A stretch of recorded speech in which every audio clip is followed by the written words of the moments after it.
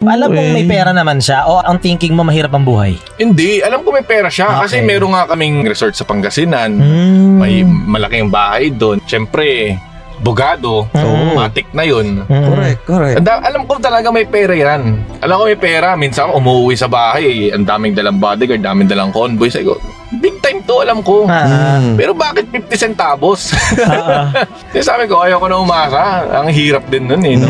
Dumating din naman tayo sa point na puro tayo hingi. Correct. Or naging dependent sa mga magulang. Correct. Ang nanay mo naman, housewife. Yes, housewife. Okay. Ang kagandahan naman sa nanay ko at sa tatay ko, hindi nila ako binigyan ng pera panggastos lang. Kaya ako paghirapan. Okay. Kung gusto ko.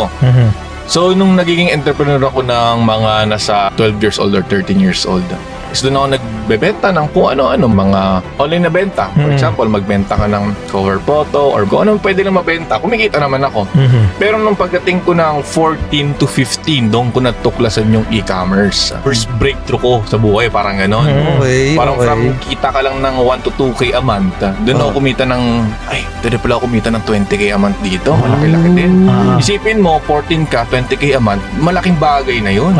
Talagang literal open time ko sa computer siya. Correct.